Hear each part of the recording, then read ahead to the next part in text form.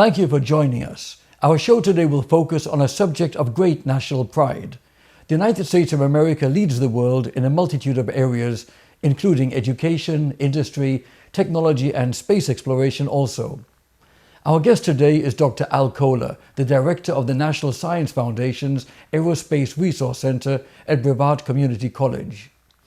We recently celebrated an important milestone in our space history, and Dr. Kohler will share his thoughts on this, but first we have this video.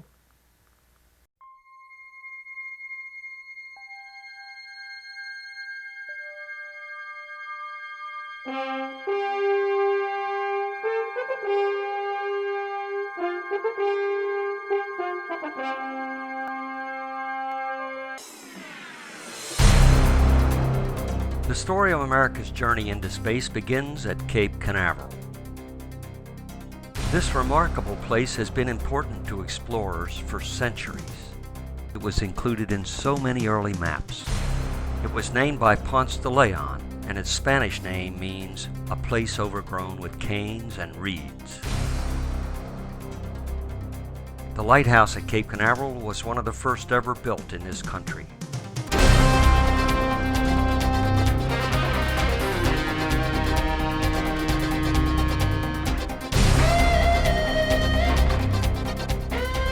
The race for space began at the end of the Second World War when German V-2 rockets, engineers, and scientists were brought back to the United States. The Cape was chosen as a launch site in 1946.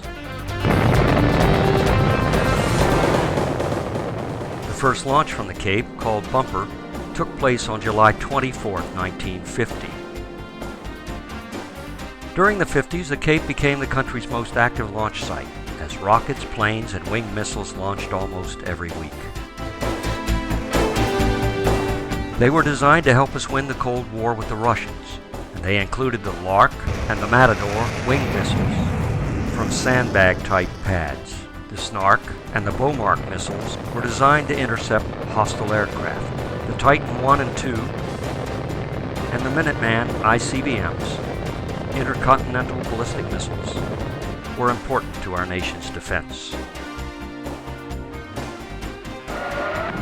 Not every flight was successful.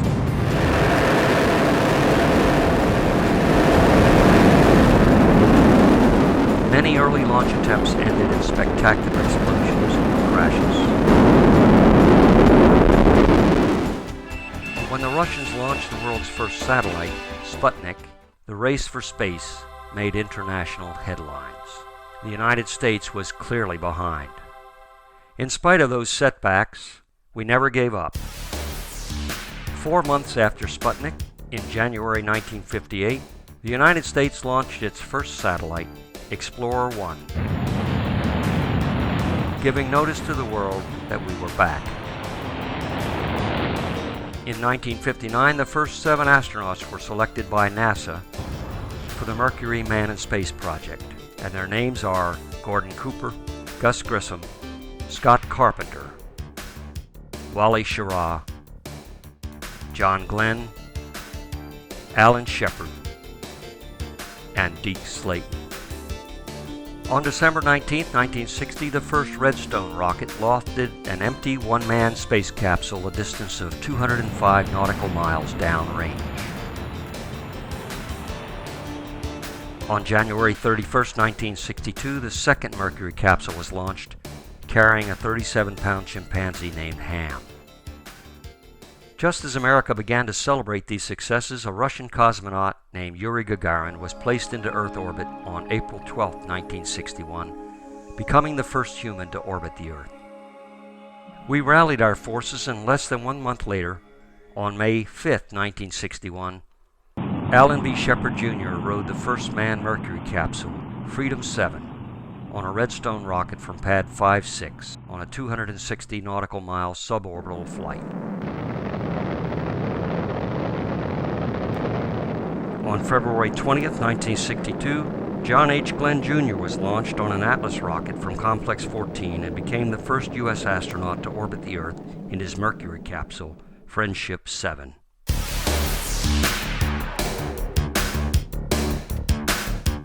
President John F. Kennedy made 3 visits to Cape Canaveral during his term of office, and he established the goal of placing a man on the moon. We choose to go to the moon in this decade and do the other things, not because they are easy, but because they are hard.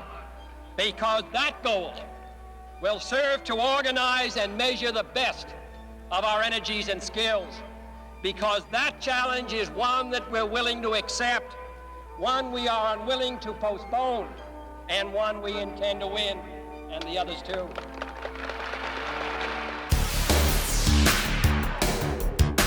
Gemini was the intermediate step toward achieving that goal. The 2-man Gemini spacecraft was bell-shaped, twice as heavy as the Mercury spacecraft and with 50% more cabin space. The first manned Gemini flight was launched on a Titan II from Complex 19 on March 23, 1965. 9, 8, 7, 6, 5, 4, 3, 2, 1, 0.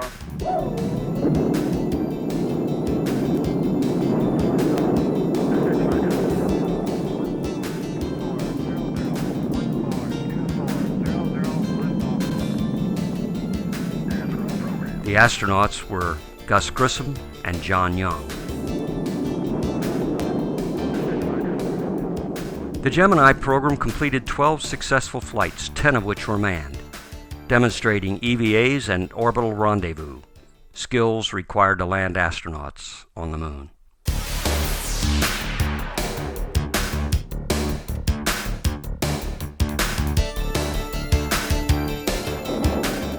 On October 27, 1961, the first Saturn I launched from NASA's Launch Complex 34, and Launch Complex 37 was christened on January 29, 1964, when the fifth Saturn I was launched.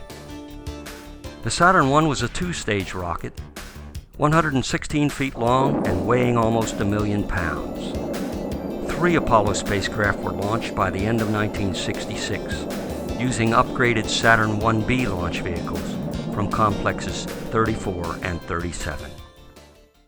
Then on January 27, 1967, tragedy struck when the Apollo spacecraft being tested at Launch Complex 34 caught fire, resulting in the deaths of astronauts Grissom, White, and Chaffee.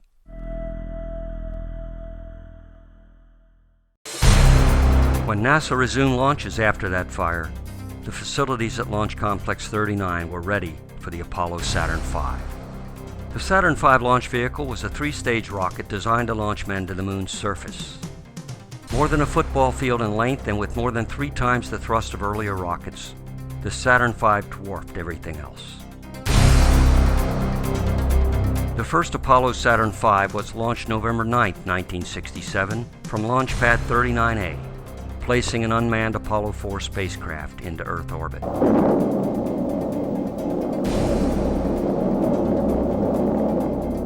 Apollo 5, 6, and 7 further qualified the Apollo Saturn V space vehicle, and on December 21, 1968, Apollo 8 was the first flight to leave Earth on a manned lunar orbit mission.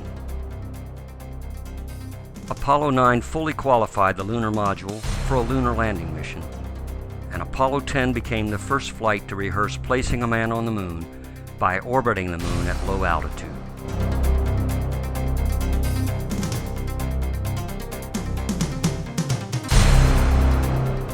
On July 16, 1969, Apollo 11 launched from Pad 39A, sending the first crew to land on the moon. 2, 1, 0. All engine running. Liftoff. We have a liftoff. 32 minutes past the hour. Liftoff on Apollo 11. Tower cleared. We got a roll program. Neil Armstrong reporting the roll and pitch program, which puts Apollo 11 on a proper heading. Astronauts Neil Armstrong, Buzz Aldrin, and Michael Collins crewed the Apollo 11 mission. Houston, Apollo 11 is calling you on the high gain. How do you read, over? Roger, loud and clear on the high gain. Eagle, you're looking great. Coming up 9 minutes. We're now in the approach phase, everything looking good. Their lunar module, the Eagle, landed on the surface of the moon on July 20th, 1969, winning the race for space. 30 feet, 2.5 down. Straight shadow. 4 forward. 4 forward. Drift into the right a little. 20. Down a half. 30 seconds forward. Good. Ready? Tranquility Base here. The Eagle has landed. Roger, Tranquility. We copy you on the ground. You got a bunch of guys about to turn blue. We're breathing again. Thanks a lot. I'm going to step off the limb now.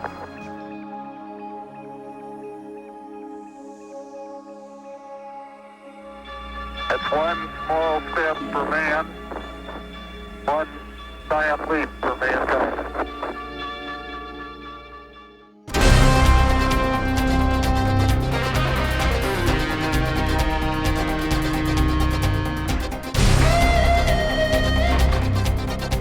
Neil Armstrong and Buzz Aldrin photographed the moon's terrain, collected rock and soil samples, and transmitted TV pictures to over 25 million viewers in the U.S. and around the world.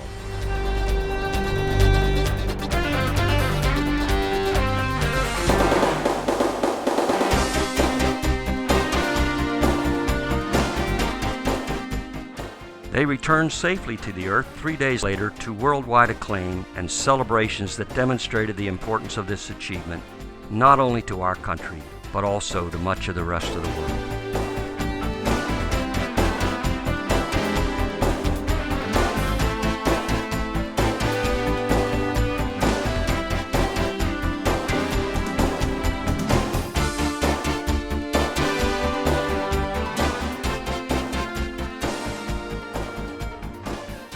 The spirit of Apollo transcends geographical barriers and political differences. It can bring the people of the world together in peace. The Apollo program achieved 6 successful lunar landings and fulfilled all of the requirements needed to undertake future space exploration.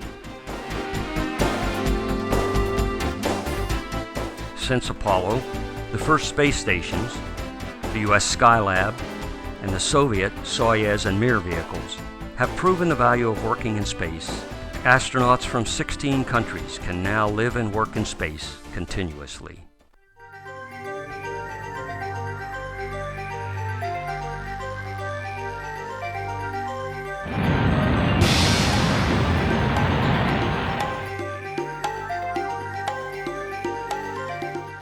Over the past 35 years, our achievements in space have included more than 100 Space Shuttle flights. These include missions to the International Space Station and Hubble Space Telescope.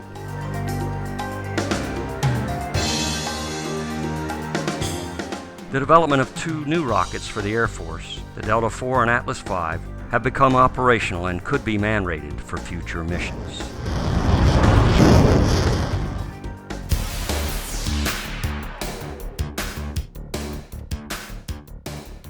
What does space exploration mean for you? Well, space exploration has brought us satellite radio, pacemakers, GPS navigation, weather radar, faster and cheaper computers, HD television, MP3 players, iPhones, and even the internet. It's made us more aware of our planet Earth and concerns such as global warming, fires, shortages of food and water. Maybe most importantly, space exploration excites people just like you. It inspires us to dream, study, and reach out to become a part of something bigger than ourselves. The next space pioneers are in our schools and factories now, already making a difference in our lives. They're preparing to return to the moon and beyond.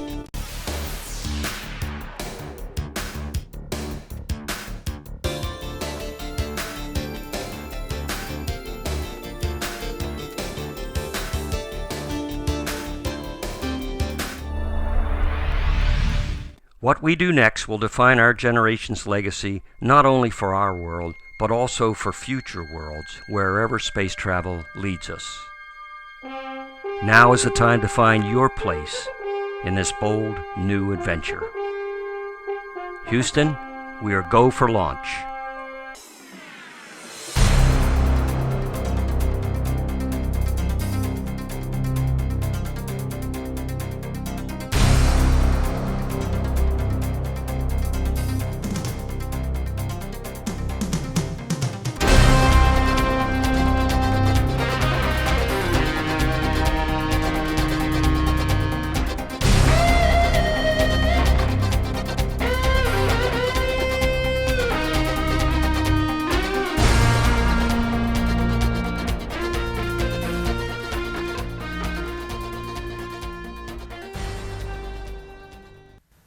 Joining us now from Cape Canaveral is Dr. Al Kohler, Director of the National Science Foundation's Aerospace Resource Center at Brevard Community College. It's a pleasure and honor to have you with us today.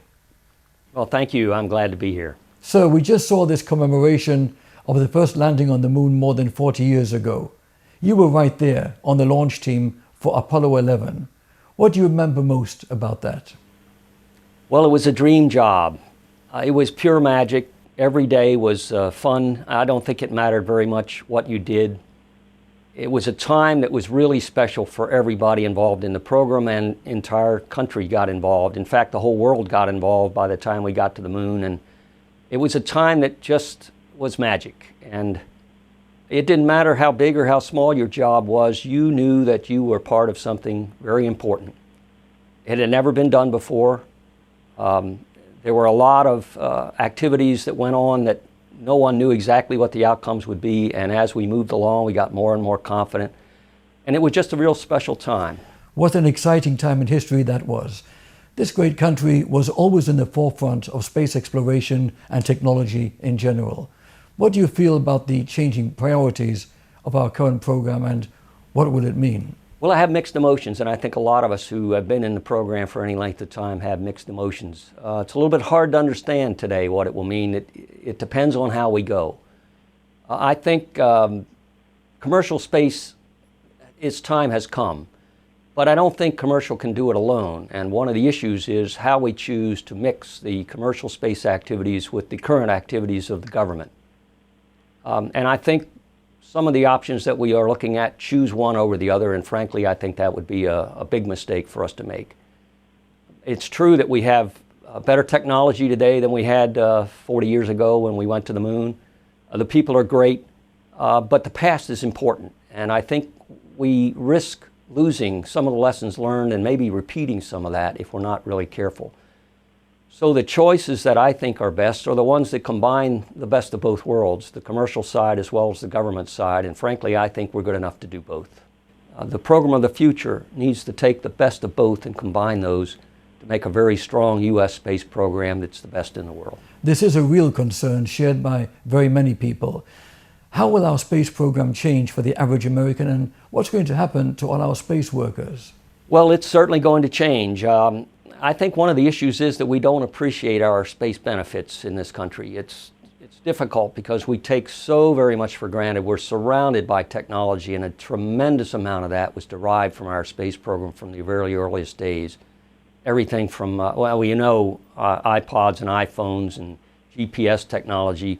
We don't know so much about the medical technology or even the wristwatches we wear on our arms for those who still wear wristwatches. We don't appreciate those benefits, and if we're not careful, we will lose the lead in the space activity and step back in technology across the whole spectrum. And that's one of the fears that I have. From the worker's standpoint, there's about to be a very big impact on the workforce, not only here in Florida, but all across the country, as the civil space program steps back from space exploration, a giant step. The commercial side is on the rise, but the commercial side is profit-oriented, bottom-line companies, and they will skinny down their workforce, and they will not replace the government projects that have been in place for a long time. And I think that would be a big mistake because the workers who leave those space program activities won't find work in similar technologies that use their talents and skills. So the risk to us is losing a tremendous experience base that I think will be impossible to replace for the future. I think there are ways to avoid that. One way is to maintain a program that runs both the civil and the commercial, as well as the military space program simultaneously, and I think we're good enough to do that. You know, we have a very specialized workforce in the space activities in this country. They're very, very talented, and the things they do are different from what others do. And if we lose our talented space workforce, we will be diminished as a nation, and none of us wants that. Many people find that very difficult to understand or accept. What do you think is the most important thing to keep in mind as we experience a new era in space? Well, Apollo made us realize that we're all in this together. That may sound a little Pollyannish to some, but during the Apollo program, we really were all part of going to the moon together. And we made it a point as part of our national space program to invite the rest of the world along for the trip. In fact, when the plaque was placed on the moon, if you remember, it said, "We come in peace for all mankind." And that was the temper and the focus of the Apollo program. And its great beauty and its great strength was in its organizational skills in bringing people together across the whole free world. We're a part of something bigger than ourselves in the space program. Today, that's no different than it was 40 years ago. If you're a part of the space program at any level, and by the way, every citizen in this country is a part of the space program, or should be, and could be, then you are a part of something bigger than yourselves. And I think when you understand that, you become a player in the very real game of life. Space exploration is about leaving this Earth for a permanent colony somewhere else forever. As we go back to the moon, we will take with us people who work as technicians, doctors, people who prepare food. The whole gamut will have to be served just like it is here on Earth. And someday, some of our technicians will serve on those flights and eventually permanent colonies. And from my perspective, when man leaves Earth permanently for the first time, that's when we'll have the real success of our space program. It's about where humankind is headed for the future. We have a legacy that we can build on, and we have a role to play. And I hope that the people who watch this program will find for themselves a role in the future of our space program and support it to the fullest, because I think that is man's destiny. Well, all we can do is hope for the very best for this great country. I want to thank you for being with us today. Well, it was my great pleasure. I look forward to the next steps in our space program, and I wish you well. Thank you. Thank you. I'll be right back.